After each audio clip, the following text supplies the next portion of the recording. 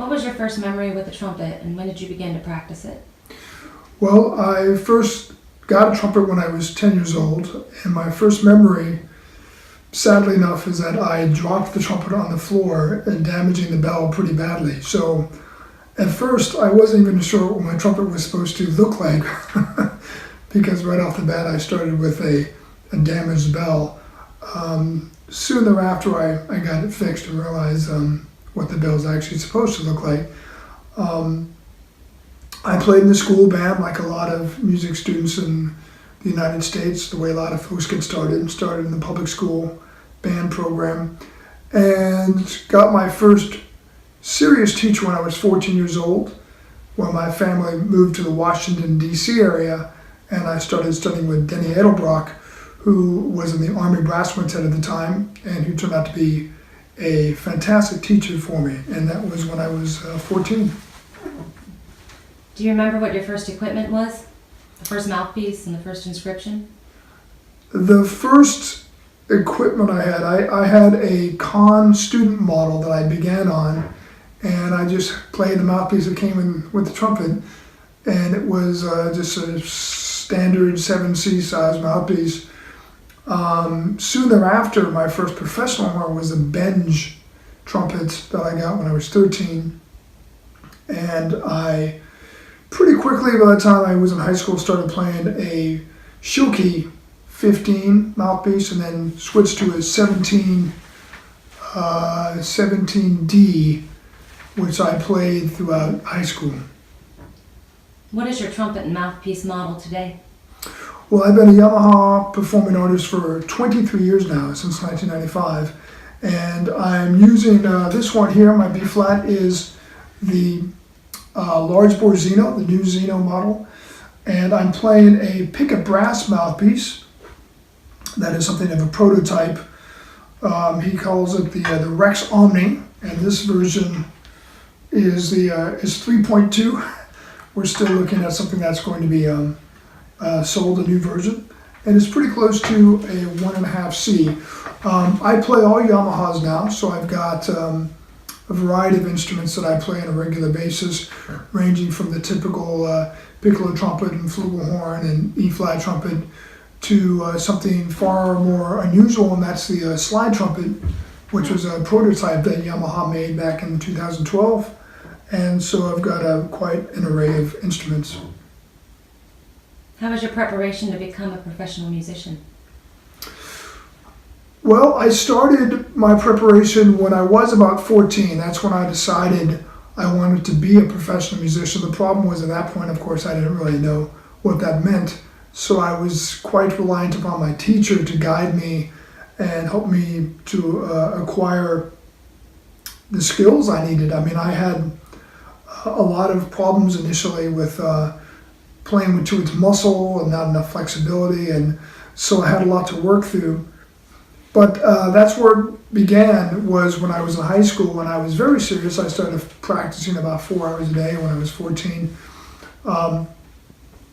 When I went to college, I went to Northwestern University, and I ended up getting a degree in anthropology there, but I also had a chance to study with the great trumpet guru Vincent Chikowitz, and a lot of what I learned was actually sort of on-the-job training, getting onto the studio scene and going to jam sessions and learning how to play jazz by hanging out with musicians and asking questions and getting a lesson with this person and that person, and playing with the Civic Orchestra of Chicago. And so all these factors contributed to my training as a musician. Which artist most influenced you in your way of playing the trumpet and making music? There's so many influences. I would say a handful of the first biggest ones. I mean, the first one that probably really caught my ear was Maurice Andre, who's been a hero to so many, probably hundreds of thousands of trumpet players over the decades. My first hit was recording when I started buying records when I was about 13. And of course my mind was blown, and I'd never gotten that sound out of my head. But there were a lot of other artists that caught my ear at the time as well. Wynton Marsalis was first coming out with his recordings. Rafael Mendez, I started discovering a variety of jazz artists, Freddie Hubbard, Miles Davis, Woody Shaw. And so all of these artists had a big part in my formative years. Of course, there have been a lot of non-trumpet players that have had a big influence on me as well. I was a huge fan of Mahler's music about from the time of age 14. And a number of jazz saxophonists have been great heroes to me as well. Michael Brecker and Chris Potter especially. And so I've studied their playing quite a bit.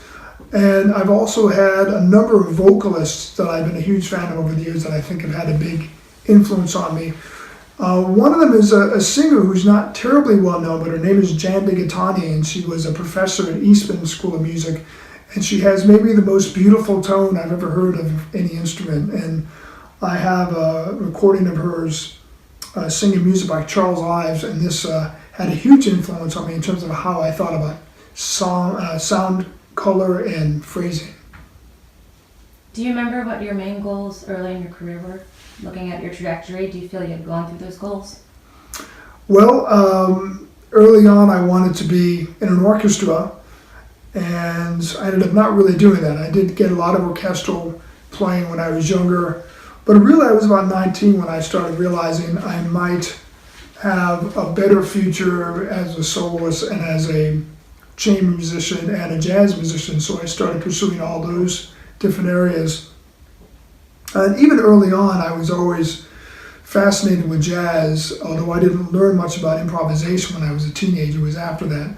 But once I was in my early 20s, I really plunged into jazz hardcore. And when I started playing with rhythm and brass at about age 26, I started, it was sort of a renewal of my relationship with classical music. And so things have evolved over the years, but I'm pretty much doing what I want to now as someone who's focused primarily on solo work and on jazz performance. Now, currently, what are your main activities, your main dreams within music? Well, I can tell you what is coming up for me. I have, in fact, tomorrow I leave for Switzerland for a week visit where I have a handful of concerts and a workshop. In fact, this is a rather busy period for me coming up. I will be on 6 continents in 5 months, and it's the first time I've had that kind of experience, so it's going to be quite busy.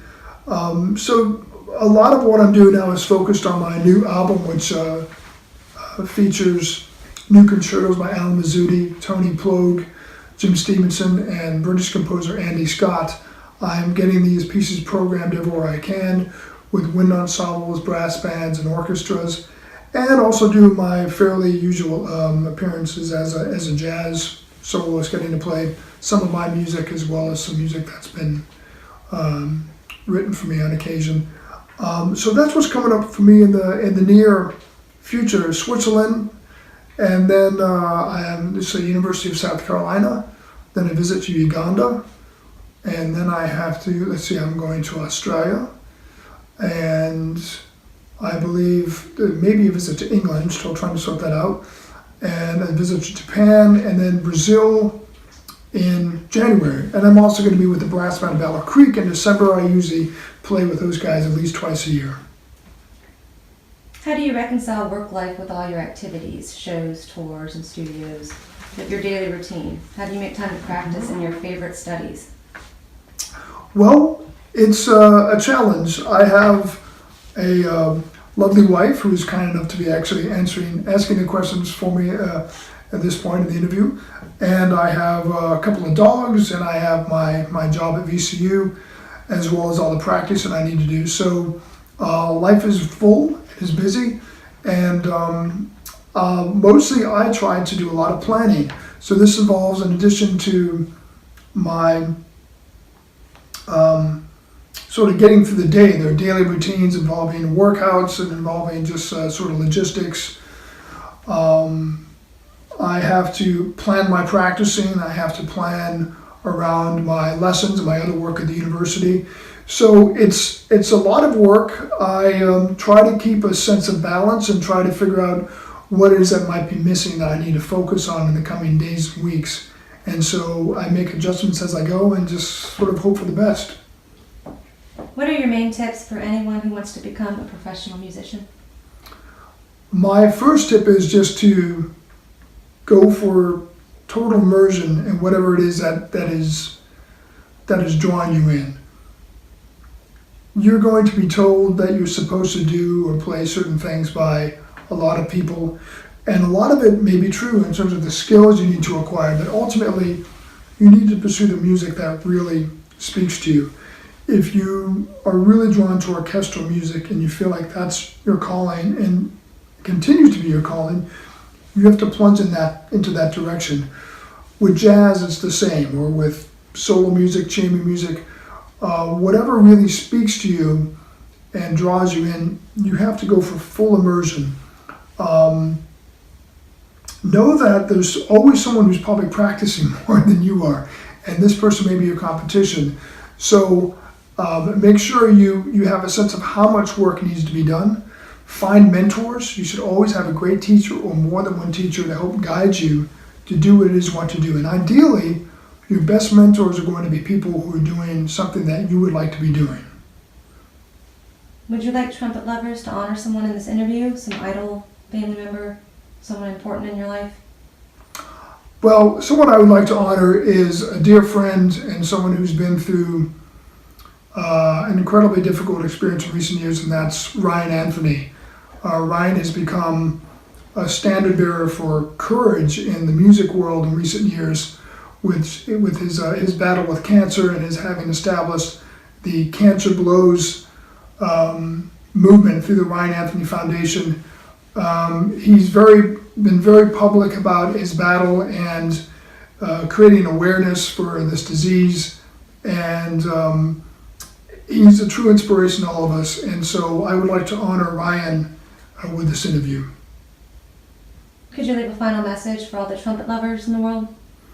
Yes, I just want to say what an honor it's been to be able to do this. I thank you so much for the invitation. I'm so happy that Trumpet Lovers exists. This is a wonderful service to our international community, and you guys are doing fantastic things. Thank you so much, and big love to all of you.